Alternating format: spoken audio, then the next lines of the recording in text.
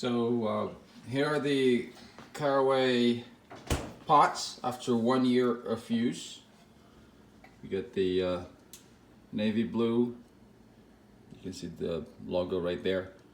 So they don't hold up very well. This is a pan we use on a regular basis, and we can't clean this. We contacted the company. They just repeated the same directions in the user manual we got with the pans. This one is starting, we don't use this much, but you can still see here that it started to stain, and it's yeah, we're not happy with the product, and I don't think it's really worth all the hype and the money. They're pretty expensive.